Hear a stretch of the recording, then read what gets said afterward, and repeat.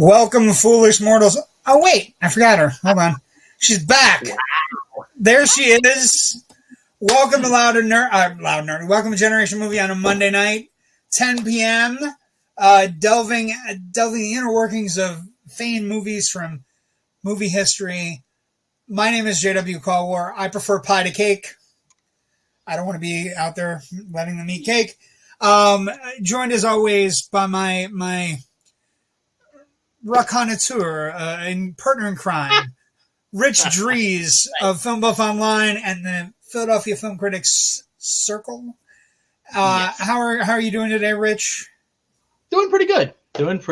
Can't complain. Kind of vegged out today, actually, which is kind of nice. I understand. I got you. That's all you need to say? Yeah. We are also joined tonight by another partner in crime, a younger, more dangerous partner in crime for both Rich and I, and the amazing and uber talented Natasha Bogutzki. Am I here? Yeah, you're here. How you doing? Oh, that's a line from the movie. By the way, what the hell is Rich doing? He didn't come up with one this week. That's who he is. Also, Rich's wires may be crossed in the sense that because we had the same one last week and I ruined it on him. So yeah. So he didn't want to. I'm not gonna judge Rich. Too harshly. You know, well, we're gonna judge. No, we're not gonna judge. I don't judge Rich. I judge. It's not. I know you do. That's not what I do. Well, welcome to Loud and Nerdy. We are here. Loud and Nerdy Generation Movie. Jesus Christ, it's a double life. I'm so sorry. It's a double life. It's catching up to me. We are doing. I'm so excited though. You're not insulted, please. You've been on Loud and Nerdy too, and so is she. Neither one of you can be insulted. We are doing, of course, Marie Antoinette tonight. Woo! Kirsten Dunst, Sofia Coppola directed, 2006 movie. That is the interesting thing is that it is both insanely popular and also insanely unpopular, depending on what night or it's one of those movies that, would you guys agree, is polarizing? It certainly was at the time. Well, definitely. Yeah, I mean, it premiered at the Cannes Film Festival, and people freaked out, although the freak out was later kind of, basically patted down by Roger Ebert being like, it was like two people booing. It wasn't everybody. They were just really loud. But it's like Twitter. Yes, it's just the bad ones. But I think it's one of those movies that's interesting. And I do want to say, because we're doing this amazing thing that's, curated by Natasha, who's taking us on a journey. I was telling Rich earlier, I have not seen this movie probably since it came out. So I know I saw it when it came out, but I just haven't seen it since it came out. And so it was good to go back and watch it and experience. It's a good performance. It's probably Dunst's best performance. I would say one of, yeah. One of. But it's a really interesting movie. Let's see who's in the comments section and what we can talk about before we get going tonight. Joe Ridgely. Good evening. Glad Ken is home. Yes. Ken McKernan.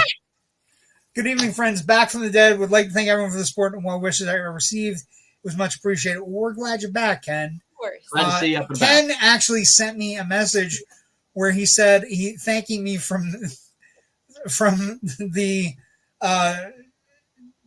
what's the unit called? What's the name of the? I can't think of it. The ICU.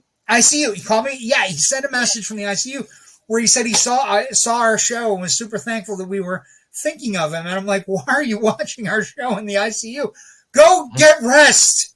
They're gonna wake you up at 3 a.m. and poke and prod you. The Captain Whoop, big fan. Saw y'all's movie on a pirate website.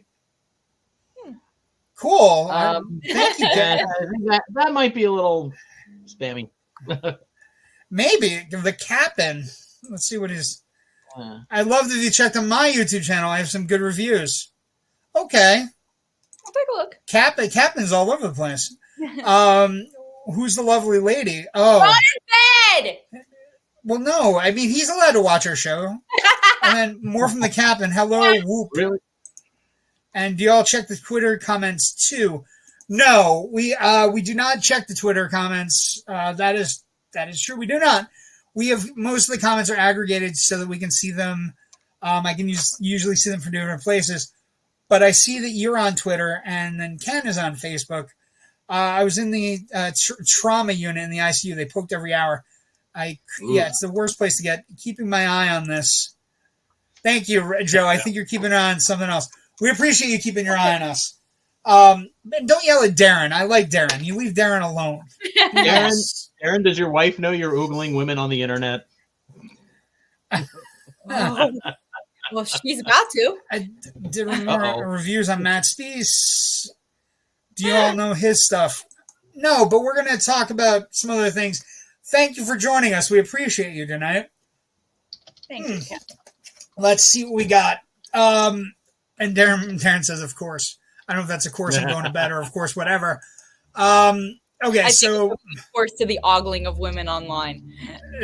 I think so. Let's talk about the weird thing that happened last night. This applies for news because we're in a weird place with award shows and being able to get stuff right with hosting and basic writing. I don't know if you guys saw this, but this is a big thing making the rounds today. So Critics' Choice Awards happened last night. Mm-hmm. They have the best song category. And they had Bella Ramsey from The Last of Us and Anthony Ramos presenting the Critics' Choice Award. And they basically had a teaser where they said between the nominees are split by songs that were delivered by some of the most famous voices in the music industry, which were Billie Eilish, Lenny Kravitz, and Dua Lipa. Mm-hmm. And the second split was actors who also think they are singers. Oh. Jack Black, Ryan Gosling, and Ariana DeBose. So when the camera cut to Ariana DeBose, she was not happy at all. Perfectly understandable. Basically being lumped into the actors who are also think they're singers category. Mainly because Ariana DeBose is a Broadway veteran, a Tony Award nominee, who started in Hamilton.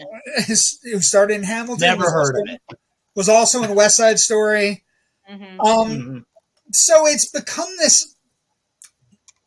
Here's a question for you, Rich, and it was something that happened a while back when you and I were discussing that one time. Do we think that we have lost our ability to both write and now host and now do award shows because it seems like we're in a really weird. I think Kimmel will get us back on track, but it's a weird place to be, and I think the Emmys are going okay tonight. There hasn't been any bombshells or anything. Not yet. Yeah, I have been keeping an eye on what's been going on over there. think the biggest bombshell was Daily Show winning Best Comedy Show, and last week tonight shifting categories over to Best Variety and winning there. Yes, some people have gotten more sensitive about things. Sometimes rightly so, sometimes maybe not. And I think, though, that this is a case of just some really sloppy writing on the part of the Critics' Choice award show writers. And there should have been, that stuff should have gone through at least a couple of producers who should have said, oh, wait a second, and crossed that one out. It absolutely should not have gone through. And Anthony Ramos is standing next to her. Exactly. That's like, what? Yeah. And they have to do a rehearsal of those nomination announcements too. So he saw that ahead of time. It's not like they sprung this on him as he walked out there and he couldn't do anything. And I just think it's something at that moment. It's something where but it's like, okay, so if you're going to be edgy and push the envelope, I think you have to have super knowledge, right? You have to know that Ariana DeBose is a major talent that can do both. And one of the reasons that she's like, if you were talking about her in a baseball sense or a football sense, she's a 5-category player. She can do everything. Yeah. So the idea that you lump her in with, don't get me wrong, I love Jack Black and I love Ryan Gosling. They're both great, and they're both trying to sing, and they're both doing, Jack Black is an actual singer. Even Jack Black deserves the ability to go, hey, I was a singer long before I was a fucking actor. You know what I mean? Whether or not you think I was good. As much as I am a comedy fan, Tenacious D as a comedy band act doesn't do anything for me, really. And I understand I'm in the minority on this, and I understand I'm probably going to get yelled at by a couple of people about that. I'm going to yell at you later for that. But I know you are. But I will say, it's not because I think he's a bad singer. It's just, I'm just not connecting with the kind of that metal vibe that they're kind of mocking, because I'm not a big metal guy. Yet I love Spinal Tap. I don't know. But yeah, somebody's snooty. Any of those people under the bus with that joke. Oh, absolutely. He doesn't like Journey. Well, there's reasons for that. But I think it goes back to what you and I talked about when they had I like that, Ken. Sorry. It was a valid point. Ken, right? Tenacious D is a modern day Smothers Brothers singing wise. Interesting. Dude, I've been doing a deep dive on the Smothers recently, so now I'm going to have to go back and think about that. This is not going to go well. Anyway, but what I want to talk about. I appreciate that thought, because now I'm going to go back and start thinking about take that a look. I think the interesting thing here is you and I talked about the idea that everybody thinks they can host these fucking things, right? Mm-hmm. Everybody and their brother says, all I need is a shot to host whatever. And they gave a guy a shot and he couldn't host it. And now we have Uma, Oprah. Yeah. But what I'm saying, again, I don't think he did a bad job. I think he had a bum Oscars, but that's just an opinion. That's another thing that could get me in a lot of trouble. Yeah. But what I would say is, I think Letterman's hosting of the Oscars was genius, because Letterman's main thematic thing about his comedy is just deflating the pompousness of things. And as much as I love the Oscars, let's face it, the Oscars can be kind of full of themselves at times. So I just think we've lost the ability to do it. We lost the ability to write for it. The irony is kind of lost. We've lost the ability, some of the stars are too, and trying to be edgy doesn't work unless you know things where you have a basic knowledge. If they're just letting these people kind of come in, and I'm not concerned about the Oscars because I think Kimmel will be fine. I'm just saying, all of a sudden, it seems like we're trying to reinvent the wheel on these things, where it's just show up, give awards, make some jokes, talk about how there's way more nudity in Oppenheimer than I was expecting. for a movie about a nuclear bomb. Like, do basic things that everyone can get. Yeah, you know. Honestly, I mean, yeah, there was the whole Joe Coy thing also this past week, where he kind of threw his own writers under the bus, but then again, he had only gotten the call to host the darn show like 10 days before it happened. So I kind of am like, I'm going to give him a break because he had no prep time whatsoever. But that's part of what I'm saying to you. I think we've gotten away from the idea that these are really rare jobs. It's like, when you like football playoffs are going on, they're like, there's only 32 teams. There's only 32 head coaching jobs. Do you know what I mean? Like there's only, you know what I mean? Like, and the idea that we've gotten away from the idea that it requires skill and it requires, tact, and it requires like, you can flamethrower everything. You can pull a Gervais, right? You can just flamethrower everything.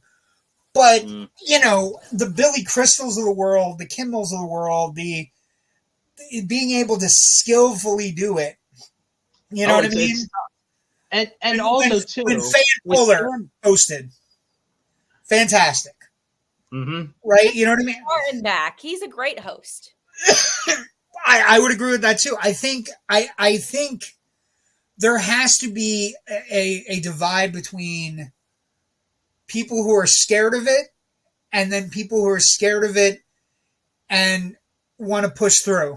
Do you know what I mean? Like, and I know Joe Coy's had a rough week because even Chelsea Handler's his ex, and she went in on him. She went up one side of him, down the other for throwing his people under the bus. Not good. Which he probably deserved a little bit of, a little bit of criticism at least for that. I'm not going to criticize him for just bombing, some of his jokes. It's a hard job. It's a really hard job. Part of the job of being a stand-up is eating shit on stage in front of people if the joke doesn't work. You just have to develop the skill to continue on. And that skill abandoned him that night. I'm sorry. Go ahead, Natasha. I will say that I think maybe what happened with Chris Rock a couple of years ago really scared people out of wanting to host and wanting to try new things for fear that they were going to insult someone in the room. And if you were going to make that joke about Ariana DeBose, probably having Anthony Ramos do it was the safest option. Yeah, but he didn't read that part. The little girl read the part. The little girl was getting death threats yesterday. So it's like it's a weird. I think it's a skill we've lost. I think when they had the Oscars, we're like, we're not going to have a host this year. Everybody kind of went, well, why do you need a host? And then you and I talked about it after the Oscars happened. It was like, you need a fucking host to corral it. It's like a broken pony. You need to make sure. Well, one of the times that the Oscars didn't have a host, Chris Rock and Steve Martin came out together to present, and everyone and their grandmothers looked at the television set and went, why aren't they hosting? Why aren't you hosting? And that's the thing. Why are you guys not? But I just think it's a weird. We're in a weird place that we've had 2 award shows this year, and all of a sudden we've had 2. Who was ridiculous the host last night? I think it was Chandler. Chelsea Handler was the host. I think she was the host of the Critics' Choice Awards. But again, this wasn't a hosting thing. This was a writing thing behind the scenes. You know what I mean? Where you just like, how the hell does that joke get through? Like, how does that joke get through? Even with like, even like thinking you're a little bit funny. But okay. Is there anything you guys would like to talk about before we discuss Marie Antoinette and this dazzling female director? Apart from award season, January is a rather dry month movie-wise, so I've got nothing. You got nothing? I did see American Fiction. I told Rich, I was driving home Rich and I, we have a new thing where we call each other like we're in grade school and like we just got done with homework. Do you know what these calls are starting to remind me of exactly? sophomore or junior year of high school when the local PBS station was it was sophomore year of high school when the local PBS station was running The Prisoner Tuesday nights at 9. Because I missed the first season of Moonlighting until reruns because of this. Me and my friend Dave, the second that theme song ended, we're on the phone going, "Oh my God, can you believe this? Holy shit, there's a ball again. Another fucking ball every week. What the fuck?" So what happens is I call Rich or Rich calls me, and I have to, like, usually if Rich calls me, he's like, "It was good, it's fine." But if I call him and we've both seen the movie, it becomes a 20-minute exercise in what I really loved or what I had a problem with, but usually I don't have a problem. But I told him it was really funny. I had the weirdest double feature on Thursday night. I went to see American Fiction first. Again, razor sharp wit, super funny, amazing performance from Jeffrey Wright, incredible performance from Sterling K. Brown. Everybody's fantastic in it. It's a wonderful movie. Everybody should go see it. It's just an incredible story. Contender. It's an Oscar contender, but it's also incredibly funny, incredibly poignant. Totally gets the disconnect that we have in society right now, this weird disconnect we have. But also has, like, just laugh out loud, like, there's funny scenes.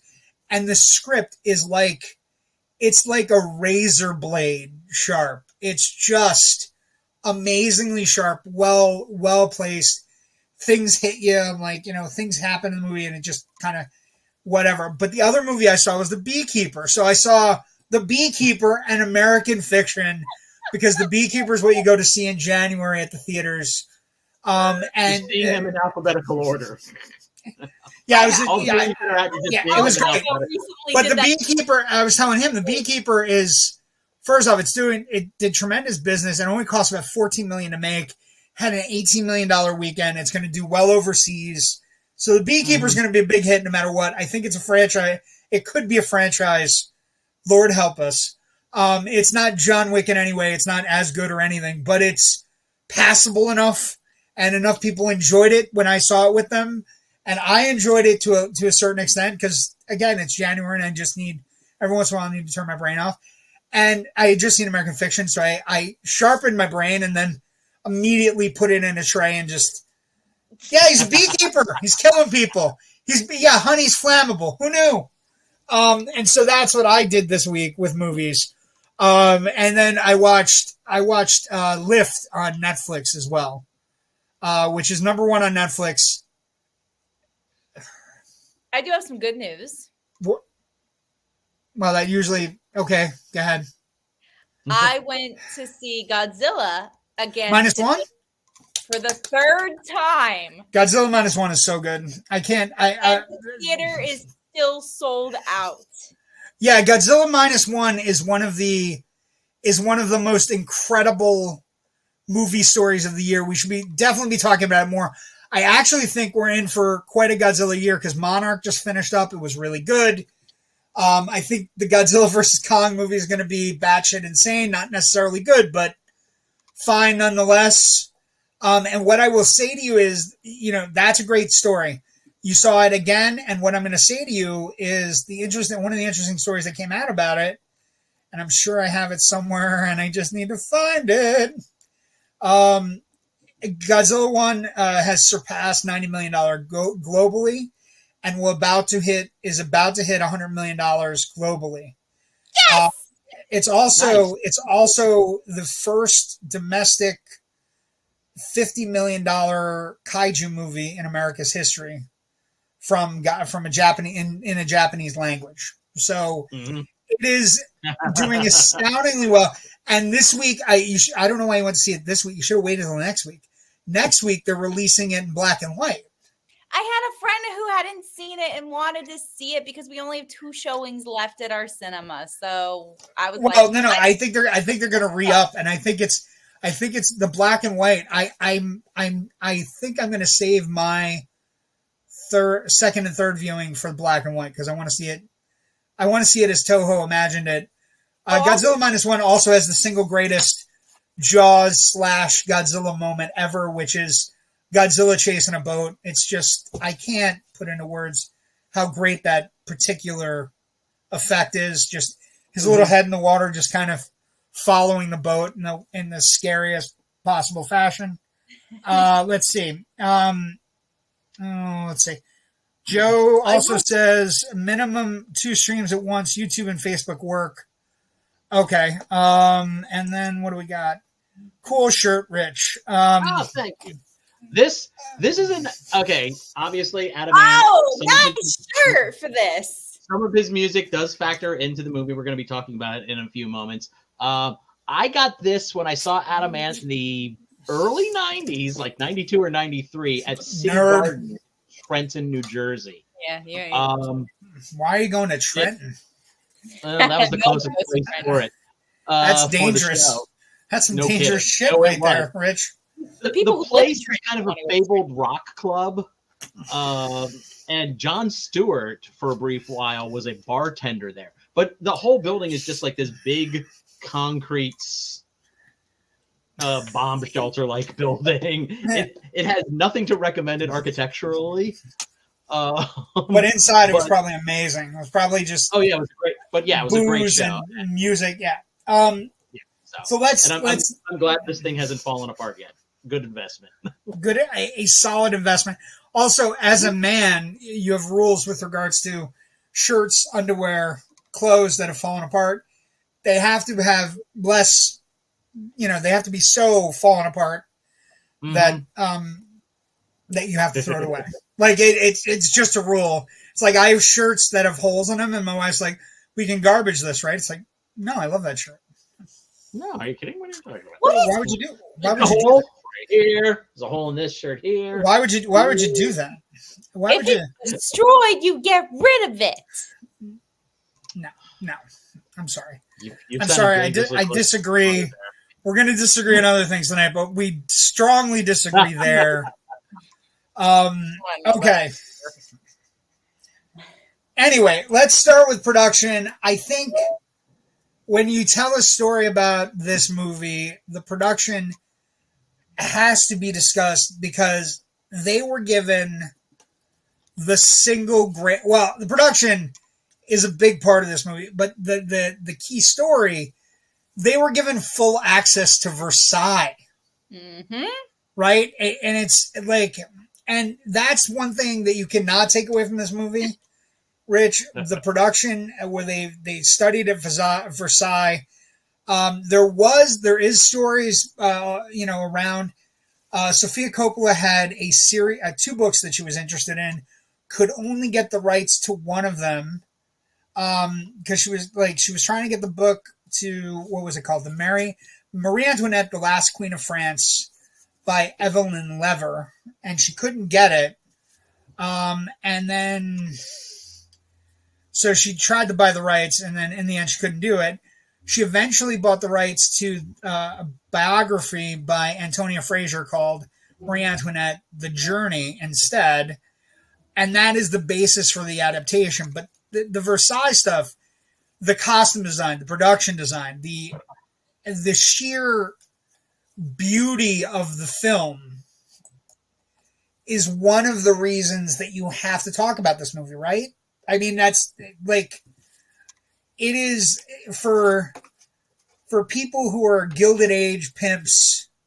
It is an incredible display of, like, I was looking at. I'll give you an example. Go ahead, shoot. I said, "Are you trying to say something? Was that a dig?" No.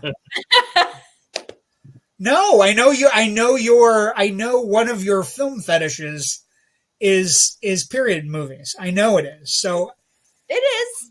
I enjoy it. I'm not. Okay, so here's a question for you. Mm-hmm. I like a specific period film. I have a specific period piece that is my all-time favorite. If you can guess it, I will buy you a shot of booze the next time we run into each other. It's very specific. It is a romantic drama. I will say that. I think I've only mentioned it on the show once, and I don't know. I don't even know if Rich knows. Can I at least get a time period? Early 20th century. I think it takes place in the early 1900s. Now you're putting me on the spot. Late 1800s, early 1900s.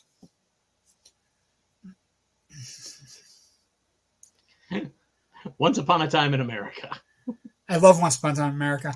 I do like that version of that's not it. But that movie is great, but it's better when it's the longer cut. The longer cut, oh God, yes, of course, is astounding. Also, Once Upon a Time in America, I don't like cake. I do like eclairs though, so I love Once Upon a Time in America because of the eclair thing. The eclair thing is one of the single greatest guy moments in a film ever. Just the idea that eventually, it's not worth it. I'm going to eat the eclair. Right? It's. Yep. Is it this one? It is. Holy shit. Nice call. Wow. She goes with props too. So, and she has a prop. Could it be this? The Criterion? Wow. I am wholeheartedly impressed. That's my favorite period movie. So everything else pales in comparison for me. So you want to know my favorite period movie? She gets a shot of booze the next time we run into each other. You want to know my favorite period movie? Go ahead. Harry. What? God damn it. That's what I was going to say.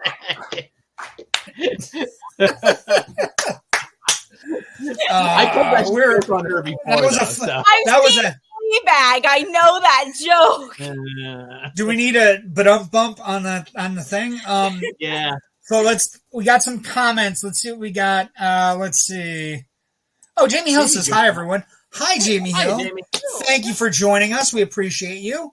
We know you have a very busy schedule making movies and whatnot, but thank you for joining us. We appreciate you. So I think, the idea and challenges of shooting at Versailles, or not shooting at Versailles, but having full access to Versailles and be able to buy stuff. I was watching this movie in awe with regards, it was a weird scene, but the scene where they're getting married or they're baptizing a child, but the cardinal was wearing such a distinct satin red glove that I was like, that is astounding. I've never seen any, I can't remember in my life going, hey, that red glove on that cardinal over there, that's really amazing. But that's one of the things about this movie is the production design. Sofia Coppola, picking, again, I think she picked a book that wasn't necessarily a big book. You know what I mean? And I think she went, she went a different direction. This did win the Academy Award that year for best costume design. Yeah, the only nomination it got too. So, and it went up against Devil Wears Prada, that's a hell of a. Yeah, but the costumes in this are the guys holding doors for people in this movie are so well dressed. It's I was noticing that stuff. And I think the production. The interesting thing is she comes out of Lost in Translation. She goes into this movie and I think the production, when you look at it, the storylines are kind of simple. She gets open access that most directors don't get. She gets a couple of things where you're looking at, she gets to, she got full ideas about, plans for the Paris Opera House. She got full idea for, how the Tuileries worked, how, you know what I mean? She had all these different things available to her as a filmmaker. And then, picking the right book to kind of match to her take is the story of this production. Mm-hmm. What do you guys think? I would agree with that. As for the... Oh, please, go ahead. Go ahead. No, go ahead.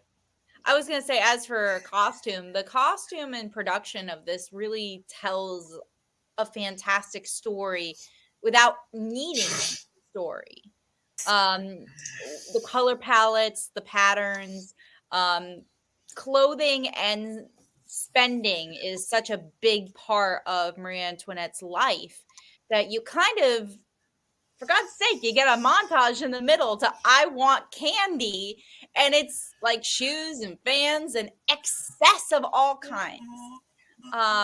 Which is that's another interesting side of the production that doesn't get mentioned quite as much. Like and I found it really interesting. Well, as I was watching this, go ahead.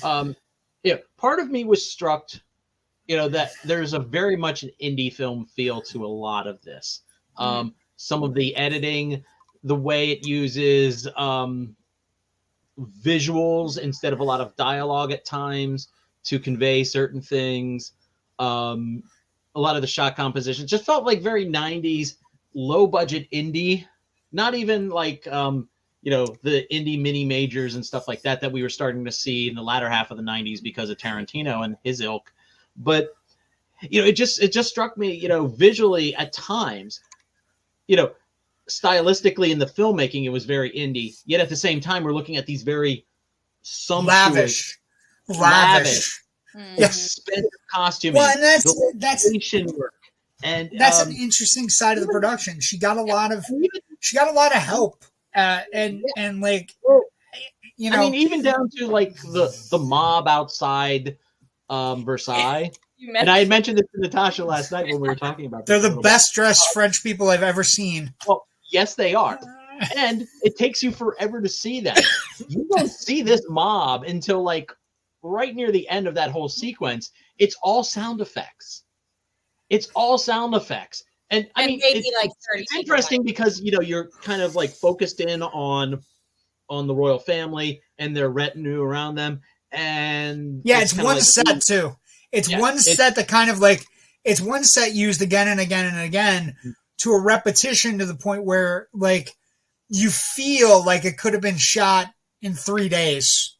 Yeah. And the lunch sequences, like I agree with that. Your brain is building up this giant mob. And when Coppola finally shows us this mob, it's maybe 70 people, 70 extras at most. In one shot. But they have pitchforks, Rich. They're the most stylish pitchforks I've ever seen. They're so clean. They're amazingly clean, and they've all got jackets, like they've all got outerwear when everybody was freezing. But don't see them actively engaging in destruction. The only time we see any like damage to the inside of the palace is afterwards, and it's very carefully set decorated to look like damage.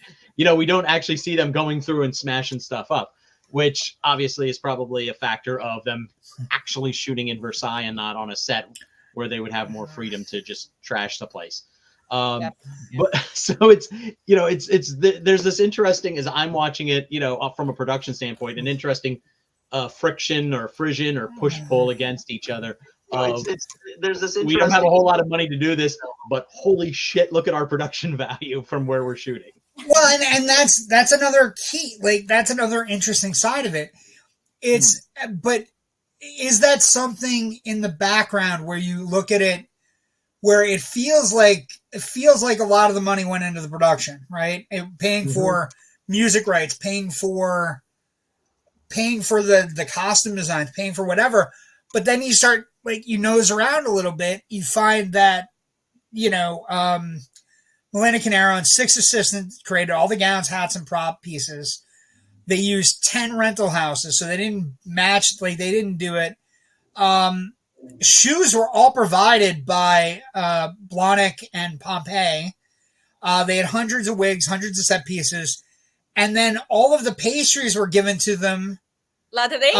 Latteray made the pastries for the film. It's the macaroons are featured throughout. So, like, one of the things that's interesting, I will let Natasha tell us all about how wonderful Latteray's pastries are. Oh my God, they're absolutely delicious.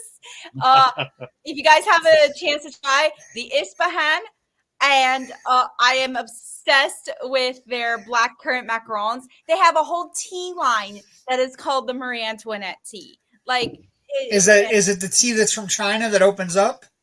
I don't that's think jasmine. They also have a Marie Antoinette macaron as well that's based around that tea flavor. Are they in the States or are they overseas? So they started in Paris, but they are global now, and they have 2 in New York City alone. So maybe that will be my Christmas present. I'll have to find the Marie Antoinette tea for our guest host. Anyway. Ooh, maybe. I'm a good suck up. Anyway, I'm a good suck up. I think the interesting thing, the question I have, like, and it's something that's come up recently that is interesting here. And I'm not demeaning the movie. I like the movie, but I don't think it's her best work. But what I would say is I don't think it's her best work. I don't. I think it's Lawson best. Right. I think Lost in I think Virgin Suicides and Lost in Translation are jonesing for her one spot. But what I would say to you is, and this is a question I ask you, and I mean no offense, is it partial that the production gets all these benefits, all these gifts, all these things donated, moved over? Is there a Nepo baby concept here? Is there... Because if you look at the budget for the movie, Natasha, the budget for the movie is, well, a production budget is $40 million. It is $40 million for this movie. And I think it's one of those things where, and this is a question I asked Rich before you got here, and I asked Rich because I wanted to make sure is this a movie where if it was a male director, if it was like a Kubrick or I want to say Kubrick because Kubrick is the one that jumps out at me that would do style over substance. Every once in a while, you have a Kubrick movie where you're just like, there's no script, like what happened? Eyes wide shut. What happened? Would this movie get the adoration that Sofia Coppola got if Kubrick had made this movie? Because I think it would have been the other way around. I think she makes this movie as a person that is looking at it as somebody who's in a gilded cage, and she's making a movie about somebody in a gilded cage. And I think a lot of what she brings to the table as a director and her vision for the movie is all set up in a style that is not necessarily, because you're making a note where you said everything about the movie about buying and shopping and eating and is the storyline. Rich? Yes. I essentially answered this question last night. Did you? Well, I know, but yes, I did. Actually, this is your thought that caught me unawares, and I was like, "Oh, that's really good. You should bring that up tomorrow." So bring it up. I'm bringing it up now. Okay, so the Nepo baby vibes, I think possibly not so much that she had access because of her family, but they probably taught her a couple of tricks along the way. Okay. The way she's approaching this, and if you actually look at the thread throughout Virgin Suicides, Lost in Translation, and then Marie Antoinette, they all take a similar vibe. They use dreamscape and candy colors and a warm, welcoming, dreamlike palette in order to convey a story of loneliness and isolation. All 3 of those movies do. Okay. And I actually mentioned to Rich at one point as I was watching it that I caught on to a bit of and it's a different time period. The person I'm about to mention was very much more in tune with the people, whereas Marie Antoinette was not allowed to be so. Is there a King Charles, Princess Diana comparisons to be made here? That he is kind of, I don't want to say dull, but just doesn't really, and she's the child. Well, no, that's fair. The only problem with that is historically, she's widely regarded. for her, like, not her villainy, but just her lack of her lack of being connected. So I think that's the problem with that comparison, while interesting, is the connection. But Diana was very connected. Yes, Diana was. That's what I said. A person that was a princess that actually. So yeah, I mean, it's there, but it's. I think the movie. I was telling Rich, and we're going to get to it in a moment. We'll do box office first, but I was telling Rich is like I haven't seen this movie since I rewatched it today, and I know I saw it when it came out, and I know I didn't hate it when it came out, but I also know that it's not a movie that I'm falling over to rewatch every year. Does that make sense? Does that make sense? I mean, also, I think, production wise, it's not going to win any awards for editing. It's not going to win any awards for screenplay, right? Like they're thin, they're paper thin. Whereas like the other movies that you mentioned from Coppola, there is a depth to the loneliness that's in Lost in Translation. There's a depth in Virgin Suicides that are a little bit more palpable than they are here. But let's talk about. Oh, go ahead. I'm sorry. I would say though that even her later works still trade in those I agree. ideas of loneliness. Priscilla is very much about a young woman who's isolated in a marriage. On the Rocks, I think at its core is about two lonely people finding connection. The Guy, while still a remake, is about lonely women. It's definitely it is definitely there is a definite Sofia Coppola brand. Mm-hmm. Like her dad making mobster movies is the same. Like there's a Sofia Coppola brand.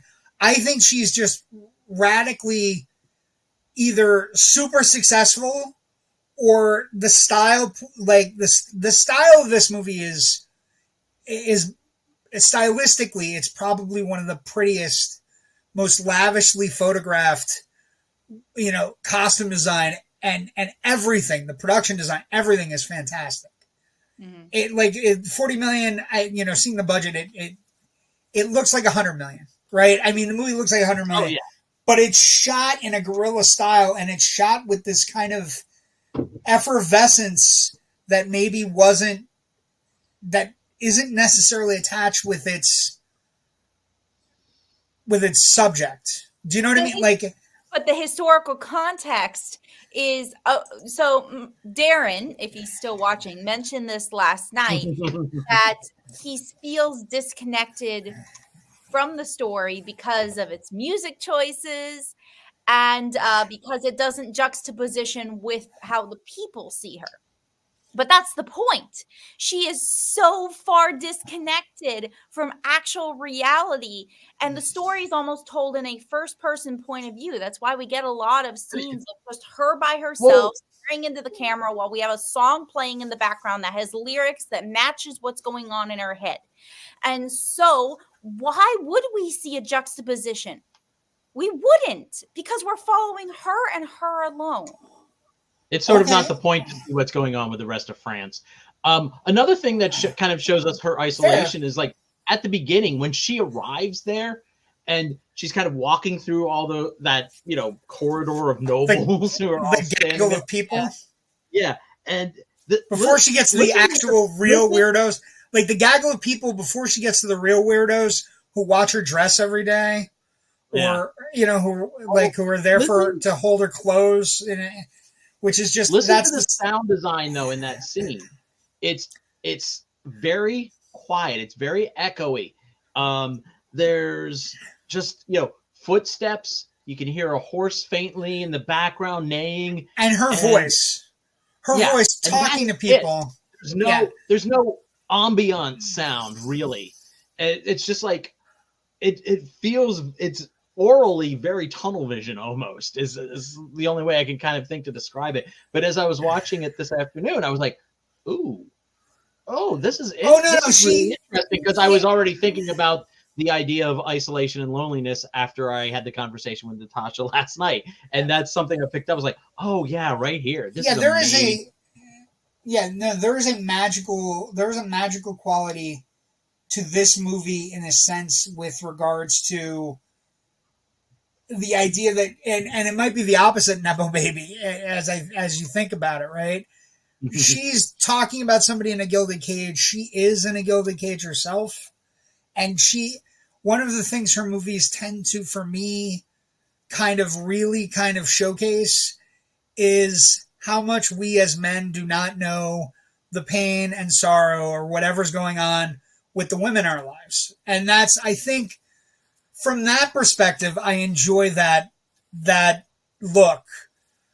I do think she does it better in other movies. In this movie, while it looks fantastic and it's got a banging soundtrack, and that last third, that middle chunk in the middle is just, it's dry. It's dry as a bone. You know what I mean? Like, I don't, we'll talk.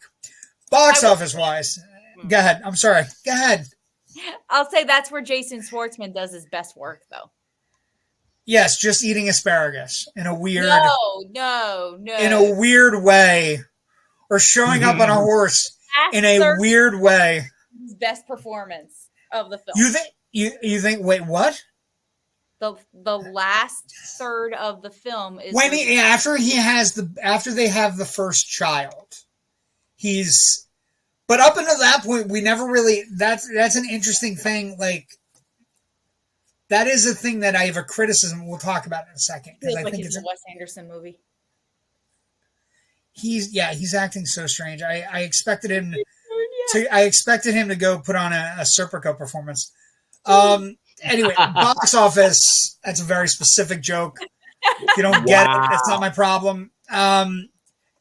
So domestic box office, this movie does $15 million in the United States. It does $44 million overseas. And you would think to yourself, well, maybe France, but we're going to get to an interesting side note about the box office. So it earns $60 million worldwide. If you translated it out, the adjusted domestic box office would be about $25 million. It never really had high theater counts. It never broke out. It had an opening weekend of 5 million, so that's almost a third of the whole shebang in the first weekend. The highest amount of theaters it played was 870 theaters. So it is one of those rare 2000 movies with a pedigree that didn't connect at the box office, at least. Unless, of course, you're talking about the box office, not in France. No, not in France, kids, but Japan. Japan, the movie earned, and this is a shocking sum of money, $15 million. It earned almost as much as it earned in the United States. Oh, that doesn't surprise me. $15.7 million. I think, but wouldn't you... Like France, it only earned $7 million. 7.8 million. United Kingdom, it did the absolute worst, 1.7 million. I guess nobody got it in England at all. But again, it's England versus France, so it is what it is. But I think Coppola has shown a great love of Japanese culture and showcased some of it in Lost in Translation, her film prior to this. So that buys her a little credibility with them. And then on top of it, from a stylistic standpoint, this movie alone can influence the Lolita culture. Of course they're going to see it. Yeah, I can see that. I can see that as well. I think it probably has more to do with the Lost in Translation thing. But I think that's an interesting box office a factoid, that this movie didn't do well in France, but it did great in Japan.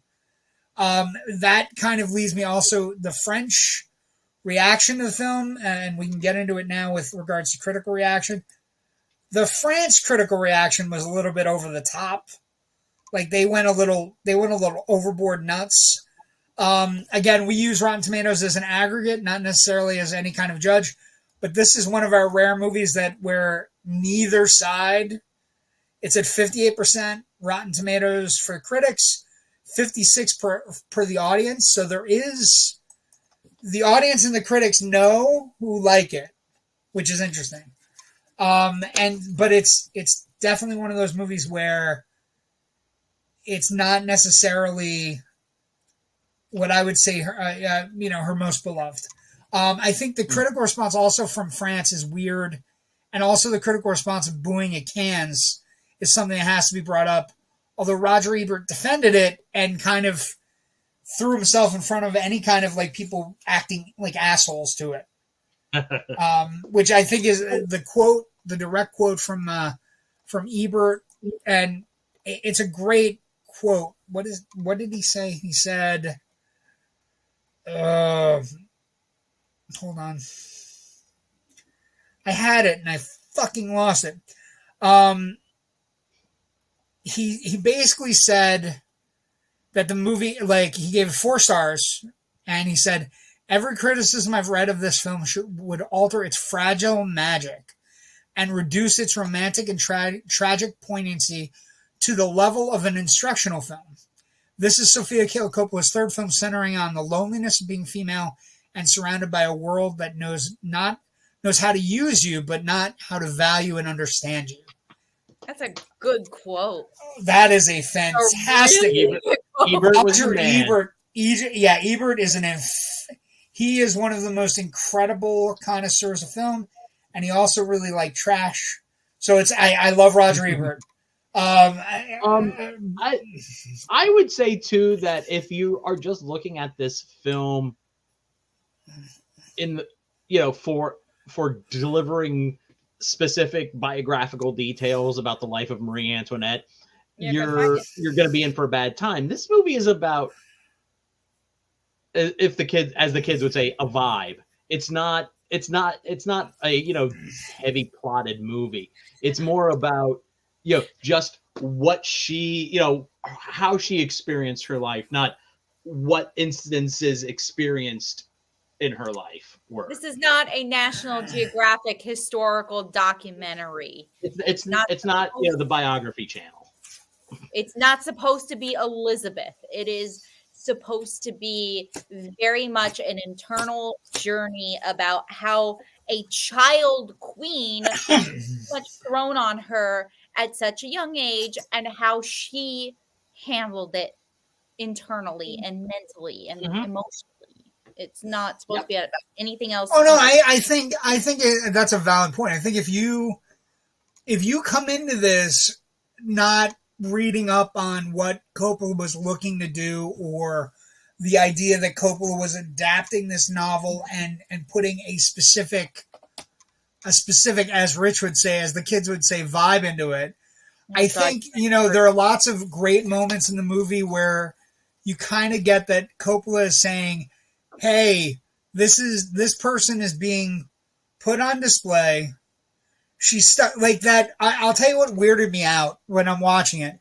That little area in front, like on the side of her bed with there's the gate in between her, like it's in front of her bed. And like certain people are allowed behind the gate and other people aren't. And I just think the idea that she's put on display, like she's a farm animal. And then later, you see her and she's at her own little like house and she's running around and she's feeding the farm animals with her child and she's rolling around in the grass and she's like, she just finds nature. I think there's some really great stuff there. I think for me, it's a little light in the sense that, I'll tell you what I was thinking as I was watching it.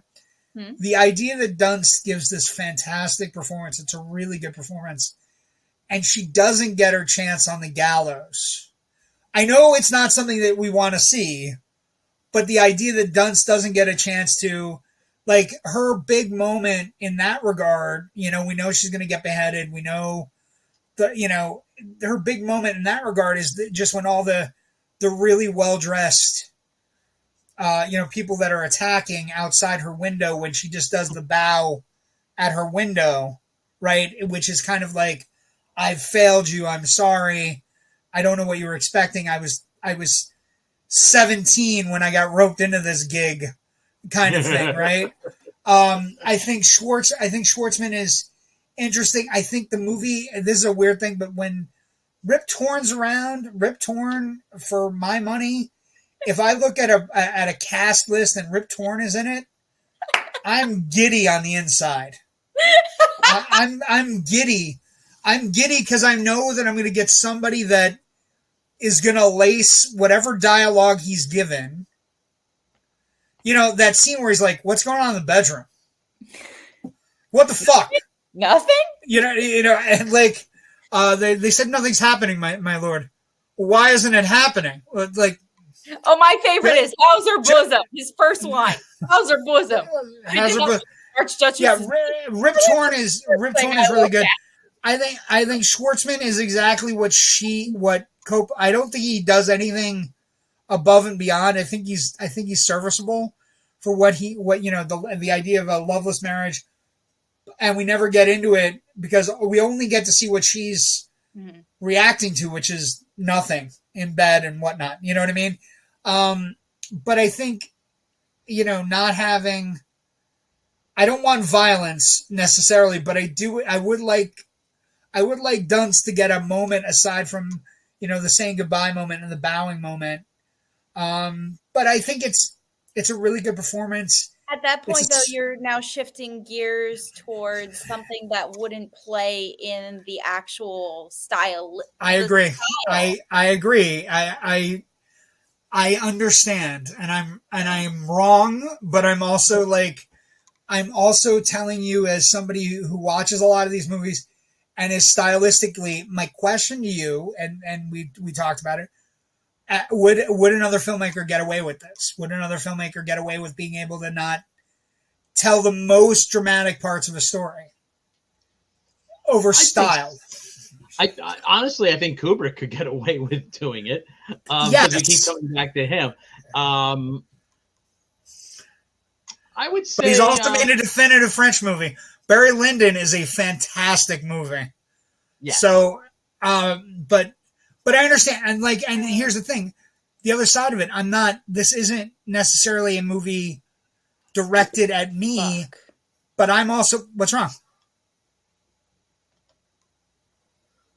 You okay? Natasha?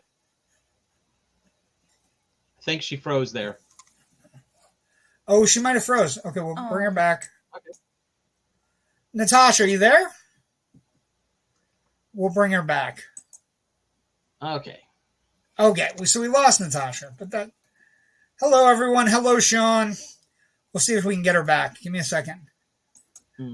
Natasha, if you can hear us, go out and come back in. And I'll bring her right back up.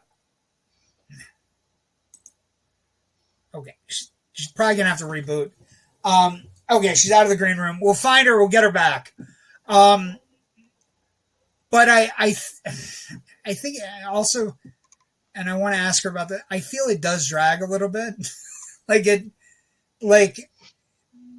there's only so much juice you can get out of the vibe. You know what I mean, Rich? Yeah. Oh yeah, I understand.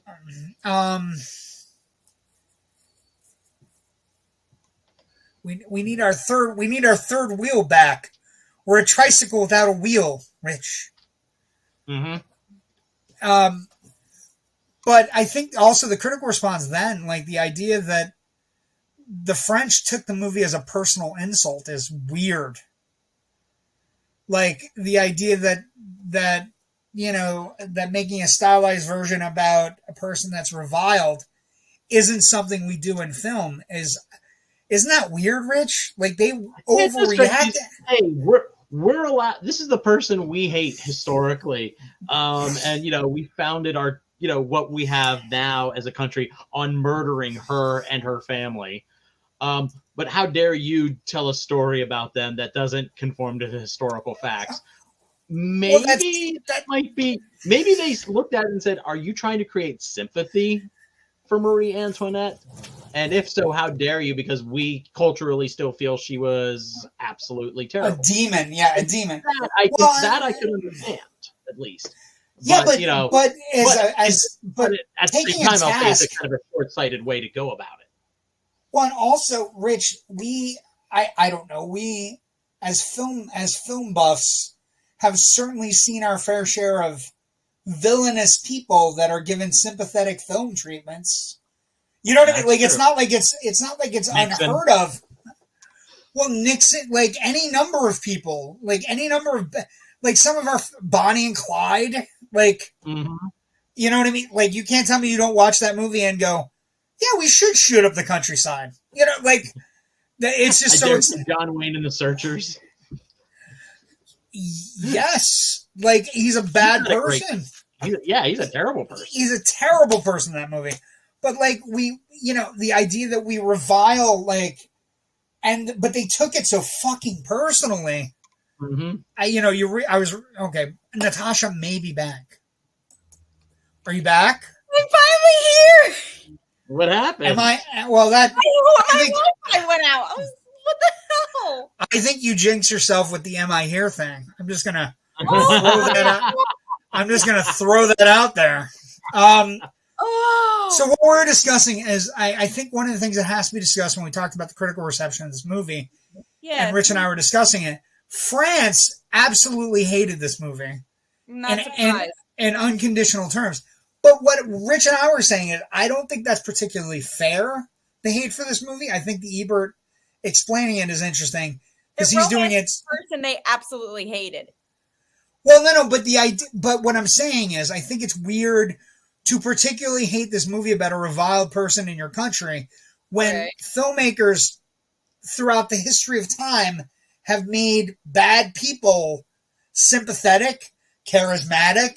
I think it's a very weird thing.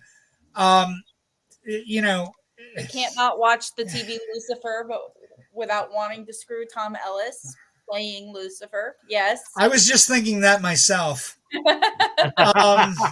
I wasn't. But I'm just saying. Wrong.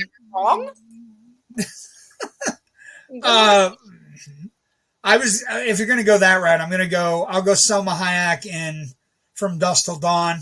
I know she's a bad vampire, but she's pretty. Yeah. She's got snakes. I don't like snakes though. But what I'm saying is, I think it's really weird to take such a strong reaction to a nationally It's the equivalent of making a movie about a traitor to the country, and then not having any sympathies on why he might make those decisions. It might be something where you're looking at it. You know what I mean? Mm-hmm. I just think it's weird. The movie, I was telling Rich, I think the movie, the editing isn't great in the last hour chunk. First hour kind of flies by. You get a couple breezy sequences. The ballroom sequence is fantastic. The I Want Candy sequence is fantastic. And the ballroom sequence is really cool because it's done to updated music, and it's as trippy as you would want a French ball in the 1700s to be. So I think there are sequences of work. I think the last hour a little bit, once we get, it's a little draggy for me, just personally. But I think I know what she was going for. And if you're saying if my main criticism is it's draggy and we don't get any of the bangarang dramatic moments we should get in a biopic, if your answer is that it's what? The style? Mm. That's not the enthusiasm I was hoping for. You're looking at the style would completely shift. The story itself would completely shift to be more about how the people now see her. We've already gotten to that. We got that beautiful moment on the balcony. She knows that she failed. You don't need anything more than that, because then it's no longer about her internal battle. Her internal battle is now over. Okay, that's fair. It literally came to that moment of bam. There's nowhere else for it to go. That is perfectly acceptable, and that is an amazing thing. It's just now. I am happy I rewatch it. I appreciate your your curation, and I appreciate rewatching it, and I appreciate it is a dazzling first hour, and say hour and a half is just a wonderful, like, just amazing shots, amazing cinematography, amazing art direction. The costume design is, again, the Cardinal Glove. Yeah. The Cardinal Glove blew me away. The support cast of this movie is fantastic. We get she basically knew everybody ahead of time. It's a who's who we're going to find out in the 2010s. So go ahead. You get Molly Shannon, Shirley Henderson, Steve Coogan, Danny Huston. You get a very young, unknown actor by the name of Jamie Dornan as Marie Antoinette's lover. As the sex object. Yeah. I can't imagine where he might get typecast. He's no longer typecast. It's really good. Rose Byrne. You also had Tom Hardy showed up for like 2 scenes. 2 scenes. You have Sebastian Arnesto. Like, there's just so many. Yeah, there's a lot of people here that are going to go on to the 2010s to be bigger stars or more be in bigger things. Let's see. Not the biggest fan of hers. Had no doubt to see this period piece. So here's the bratty kid in the interview with the vampire. She was okay in Spider-Man. She was fantastic in the interview. One of the better parts of that movie. She is. She's definitely one of the better parts of that movie. That movie's, I don't know, that movie is celebrating an anniversary this year. Weird. That's weird typecasting. Anyway, that's weird foreshadowing. Like a red herring or something. Like that might come up or something. Anyway. Weird. Just weird, Rich. And Joe brought it up, not having any idea that we might have been discussing that movie. Just weird. Joe's weird that way. He gets us. Weird, wacky stuff. That being, I guess, your favorite period piece and Rich's favorite period piece in like a minute and a half. So I'm 2 for 2 here. Joe, bite me. Wow. Well, there's no reason for Joe to bite you. Joe is being on it. What I would say is that, but his period piece doesn't count. My period piece I feel is really good. I really love that movie. I just think it's a beautiful movie. Like, it's wonderful. It's a devastating. It's one of my. I feel like my period pieces need to be devastating. They need devastating social mores and just crushing. I feel like some of my favorite films have become period pieces because they were made in the 80s, they were set in the 80s, but it's now 40 years later. My current favorite period piece is definitely Saltburn for both of our movies. Well, the funny thing is we've done 2 period pieces. We did American Psycho was an 80 period piece. We did this movie, which is a period piece. The next movie we're doing is actually all 4 are period pieces. All 4 are period pieces. Legacy and franchise. Let me throw something out there to folks and see what you think.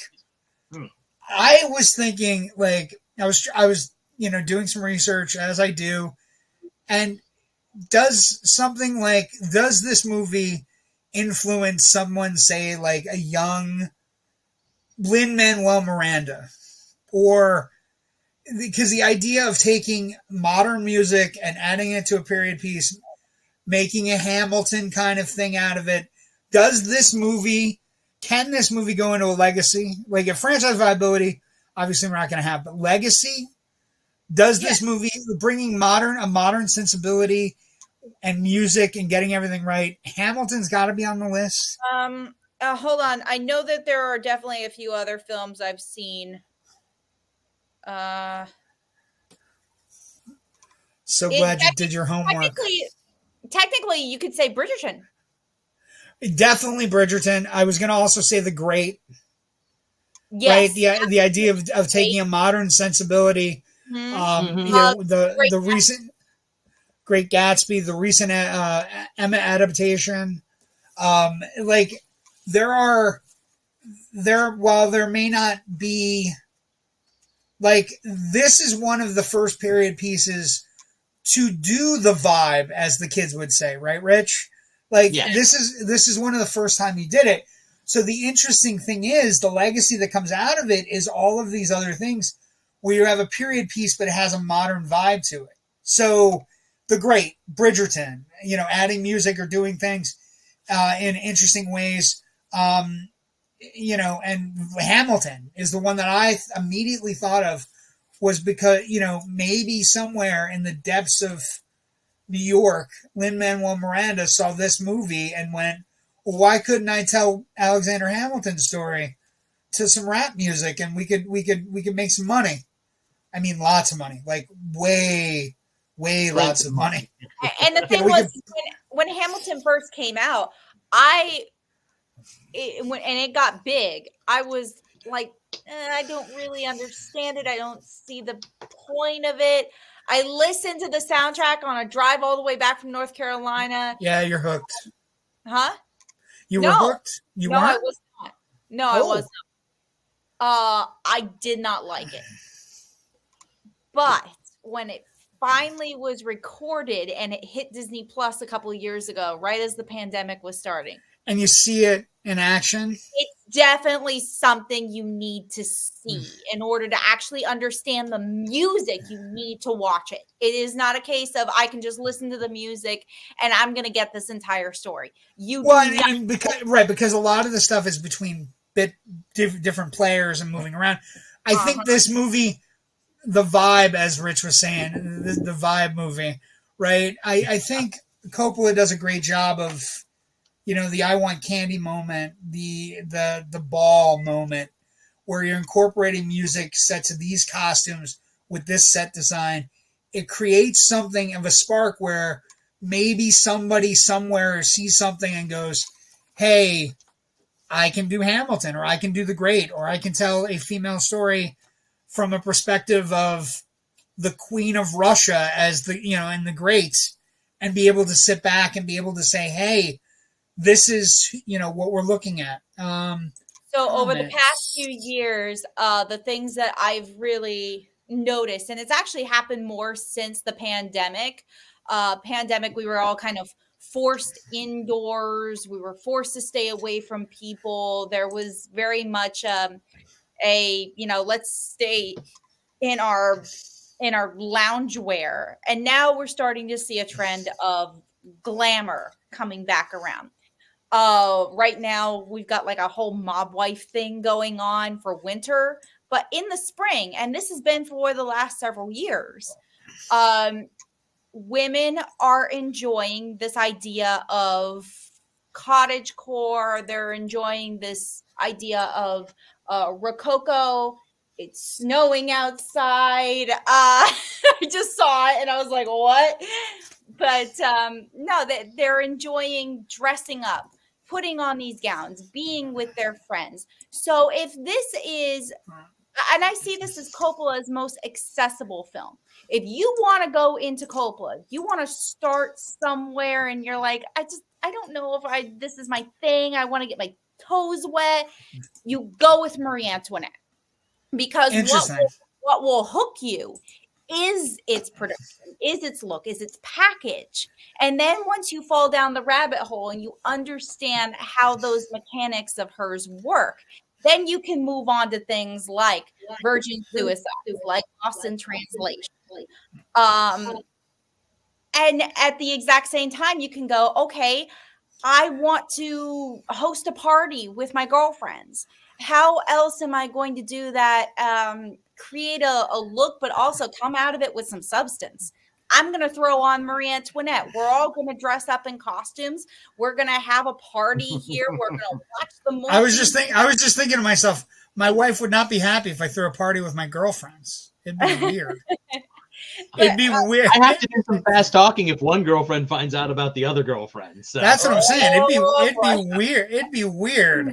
I had to do that so here, ever again. Just in case people were wondering, some of the stuff we're talking about costume design wise, she looks phenomenal throughout the movie. This is one of the shots. Look at the hats. The hats are amazing. Look at the fans. Her first hat, the blue hat, when she gets dolled up and put in French garb, because the Austrian swine garb doesn't make any. We got to get you out of that shit. You're gonna start over here in Austria. You're gonna walk through the walls, change your clothes, and come out on the other side of France. Also, by the way, you lose your dog. Horrible, just horrible. So I see this. Joe writes, well, not Cool Shirt Rich. I'm sorry. Joe writes, still waiting for an invite to Generation Movies sometime to say hi. Joe, we're running this network. Check your invites, please. I sent it to you. Come on. Also, I just want to point out, Joe is very funnily watching the show like this. He's got the football game on in the background. He's got us on 2 computers. 2? 2 computers. He's got two in his studio right now. I don't know if he's going to show up. I don't know if he's going to show up. We'll have to see if he comes. I don't know. Have you ever met Joe? You've never met Joe. No, I have not had the pleasure. I've not had the pleasure of Ken either. I just know him from comments and from... Yeah, Ken's super nice. Joe is super nice too. I don't mean it like that. Like, Ken's super nice, but Joe isn't. I didn't mean it like that. But we're gonna hold up a couple minutes while we're seeing what's going on. But I think the other thing about it is this: Sofia Coppola, aside from the fact that she's been a Coppola her life, she has led a kind of her movies do immediately get representation. She does get noticed for her movies. When she makes her movies, they're an event, which is kind of nice. Mm-hmm. That doesn't happen for everybody. You know what I mean? The Coppola name definitely opens up doors for her, but she has the talent to walk through those doors. And she has a singular vision. I think the talent to deliver all of that. And at this point in her career, I don't think the Coppola name opens the door because of her father. It opens the door because of her. I actually think Sofia Coppola is on the line. They pick up because of her, not because of, I like her dad's movies, I better talk to her. But the funny part is when you say Coppola now to a certain demographic of people who are not, with all due respect, 50-year-old white men, Coppola is not Francis Ford anymore. No, exactly. That's what I mean. That hurt. Cut me deep, Shrek. I apologize. I'm a parfait. I have layers. Please. I'm not just 50-year-old white man. I said with all due respect. Yeah, just so we're clear, with all due respect is how you say just saying. It's the same thing. Saying. Just saying, and all due respect are the same insult. Anyway, I sent a message to Joe. I don't think he's coming. Yeah, he's not prepared. He drove home from work in a tornado warning. Whoa, geez. Well, then don't. God damn it. Well, stay safe. Yeah. Can't even get mad. You can't even get mad at him. Can't even get mad at him. He's like, he throws take all the fun out of it, Joe. Yeah, take all the fun out of haranguing you. Getting your next week, Joe. You know what? Run for a flower tent. Joe, next week. Joe, next week. You know what, Joe? Come on next week. Make sure you watch The Love Witch first. That, by the way, is next week's movie, folks. In this curated event from Natasha Bogutzki. This is the movie we're watching next week. It is called The Love Witch. It is a movie I practically and freely admit I have never seen. So, neither is Rich. Yeah. So this is a movie we are going into blind. I'm not going in blind. I know exactly. I've heard about it. But so this is the movie. It's called The Love Witch. If you want to watch it beforehand, by all means, do that. Also, a couple things that we have we didn't do it early at the top of the show, but we'll do it now. If you like our show, if you like seeing Natasha grace us with her presence in a very princess-like Versailles way, check out the Indiescape Network on YouTube. Yeah, the finger thing was weirding me out. The one finger down. That weirded the fuck out of me. I was like, I do that all the time. I was waiting for Rip Torn to kill her. Like, I was like, what is going on? You do that all the time. You do not do that all the time, do you? Really? Rich. Sorry, that was a 50-year-old white. That was a 50-year-old white answer. If you like the content, subscribe to our YouTube channel, Indie Escape Network. We also have a Facebook page, Indie Escape Network on the Facebook page. We are working to bring new and exciting podcasts. Rich came into a meeting earlier that I was having before our podcast, so we are working on new and exciting people your age, Natasha. We're going younger. We're skewing younger, the youngins, because Rich and I can't do this forever. I mean, we can, but we won't go anywhere. But we have all kinds of new shows coming up, and we're working on different things. And we're definitely working. If you have something you want to talk to me about, I have become a person that deals with content and talent on the network. So are you guys fooling around in the box? You guys fooling around in the box like weirdos, like children, like children. No. Also, no, because if you had done that, it would have been like, do it again. Go ahead. Stop. Because that's, of course, what we've learned from the Pillsbury Doughboy is that every fat person, when you poke them in the belly, goes, hee. Sorry. Little bastard.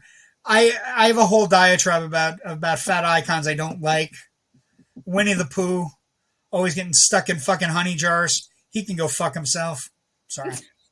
That's what happens when you eat too much honey. Yeah, you get stuck in honey jars. Fat people don't get stuck in honey jars. We steal the cookie jars. Like, it makes no sense. Anyway. He's a bear. He's an idiot bear. JW is an awesome program director. Thank you. I don't know why he's winking. Like, he is. Thanks, guys. Great episode. You never even heard of it. Invent me on when it's a flick I'm familiar with. Okay, Joe. Let's try something new. Yeah, try something new, Joe. Rich and I are. Everybody's doing it, Joe. Everybody's doing it. Join us. Join us. Join one of us. One of us. One of us. Okay, so other things we got going on the network that we have to get in. Plugs we have to get in. We, of course, are going to MegaCon at the end of the month. Super excited about that. We're also going to HauntCon and Indie Film Haunt at the end of the month, which is in Daytona Beach. And if you are a creative, you have a new indie movie trailer or commercial, if you email it to us, we will play it on an upcoming Indie Escape Network show. We are also working for Natasha and Rich's end of the woods with these folks at NEPA Comic-Con, a nerd utopia, on February 17th and 18th. NEPA Comic-Con, we may or may not have a table at this event for the Indie Escape Network. First time hearing of it. I didn't even know about this. Congratulations. I think I can be there to help out, though. I can be there to help out. Yeah, that's yes. I mean, you both could be there to help out and pass out stuff. We're working on a bunch of shows. We're working on a lot of things. Stick with us. We're really trying to grow. And I'm also trying to, as Natasha put it, not only have 50-ish white men on the network. Fucking unbelievable. You invite somebody on your show, and she insults us. She insults our whiteness and our maleness and our 50-ness. Rich, I don't care. I really don't give a shit. Because I know what I am. Every day. Every day, yeah. I'm good. Also, I know what I am on the outside, which is I love everybody. I love creatives. I love talent. I love being on the Indie Escape Network. Who I want to hug. What's up? You are a cuddly bear that I want to hug. Aw. Rich can go fuck himself. Wow. And he might. But the thing is, but yeah, great episode tonight. We're working on a lot of stuff. Pay attention. We got a lot of things going on. We're going to have some MegaCon stuff. We're going to have all kinds of cool things doing. Last comment. Too cool.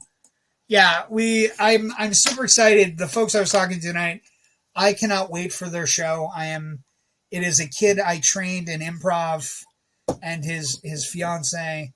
And so it will be a younger demographic show for us. and they're going to pick a night. They're going to stick to it. I'm super excited. Anything you want to finish up with, Rich? Yeah, a little bit of breaking news here. As we know, the Emmys are tonight, and Elton John just became an EGOT. Woo! Elton John, 19th person to get that rare quadrumvirate of an Emmy, a Grammy, an Oscar, and a Tony. Of course, he has a bunch of Grammys. I'm sorry? What did he get? What did he win for tonight? He won for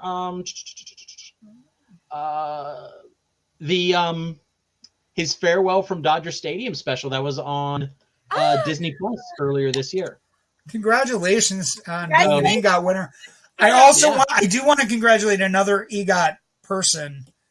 And I also want to tell everybody that's running these award shows, if you have a chance to give an Oscar, an honorary Oscar to Mel fucking Brooks, it should be on television in front of everybody, so that man can get his fucking flowers.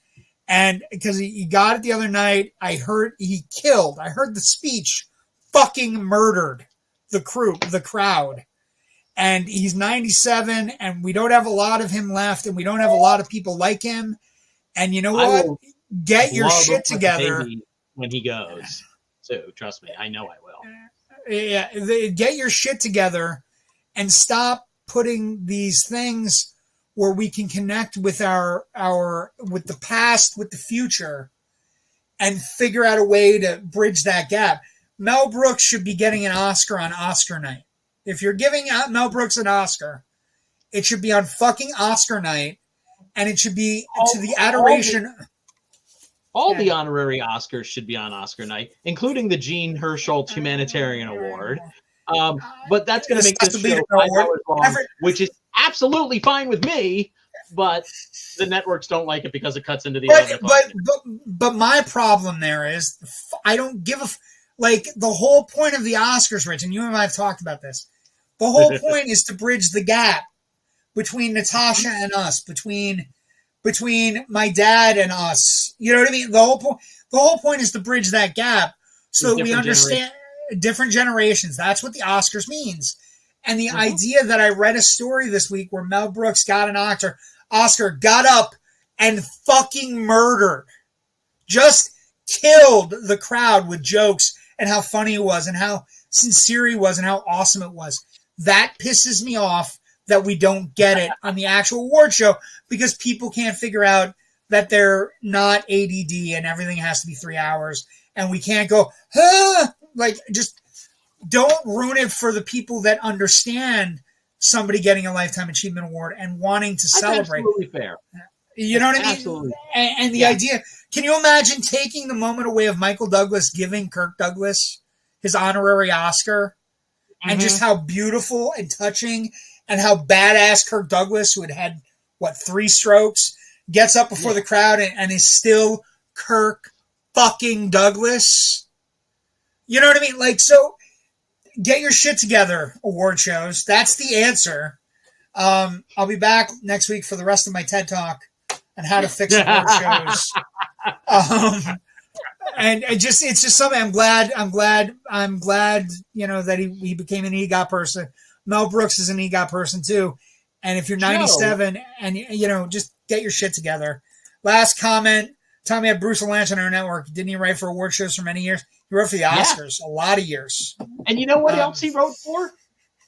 The Star Wars Holiday Special. Joe, we need to get Bruce Valanche back on here because I want to have a long chat with that man about his career. Because you will not. And that would be a great. If you get Bruce Valanche on, Rich and I will interview him before the Oscars. Actually, this would be a perfect time to get a Bruce Valanche thing together because you and I are talking about how can we fix these fucking award shows. And how can we fix it? Consider it done. Yes. Oh, shit. All right. We'll do it. I'll talk to the man. Wow. I'm curious because here's a guy who wrote for 20 years and he's sitting on the sidelines and nobody can write a fucking joke. Like it's amazing to me. Like also he worked with Gilbert on Hollywood Square, so I think he was there for the very famous "You Fool" run. You fool! Oh my God, the Hollywood Square. For folks who don't know what Rich is talking about, there's a moment of Hollywood Squares history where I think Gilbert Gottfried gave the same wrong answer. What? 3 times? You fool! You fool! Yeah, I was like, I know that line. I know that line. That's fantastic. Okay, we got to go. We will see everybody next week for The Love Witch. If you're watching along, great. Only other thing that I will say is tomorrow night. Thank you for bowing like that. It made me nervous in the movie whenever she did it because I was afraid she was either going to poke her eye out or fall. Loud Nerdy tomorrow night, kids. Me, Kyle, and Jerry discussing so many things. Life, love, pop culture. What a mess things are every once in a while. But thank you for joining us tonight. We appreciate you. We'll see everybody next week for The Love Witch. Wait, I forgot. I'm sorry. Natasha, where can we find your stuff? Oh yeah. Oh, hi. Yes, you can find me on Facebook, Instagram, and TikTok. And that's where you'll be sharing the episode, right? Yeah. What? Yeah. What? We have responsibilities, Miss Curator. Rich, where can people find your stuff? I said all of my writing can be found at filmbuffonline.com. Oscar nominations are 8 days away. Once those hit, we're going to have a lot of analysis, a lot of Oscar history features that I have to finish writing that will be dropping between then and the date of the Academy Awards. I do another podcast with my very good friend, Natasha Bogutzki. She's down there. Yes, we know. And boxes. We're not in the same area. We're not playing. Not sure if we're getting to one this week, but we will have an Oscar nomination response and analysis podcast next week for you. And then going forward. Did you say the Academy Awards are coming up, Rich? Yes. Yes, that must mean we're very so close to the Oscar decade cavalcade. Oh, making its wonderful return to the Indie Escape Network Generation movie. We'll have more for you soon. Last comment. And my socials are on Twitter and Blue Sky at FilmBuffRich. I am JW the Movie Guy on Facebook, Twitter, Instagram. I am not on TikTok. Don't look for me. I don't care. I'm not going to dance. It isn't what I do. Thank you for joining us tonight. We also have a show called Loud and Nerdy on Tuesdays. Please join us then, 9 p.m. Have a great night. We'll talk to everybody next week. Stay safe. Watch a movie. Love Witch for next week if you want to get ahead.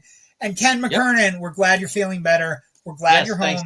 Take your fucking meds and take good care of yourself.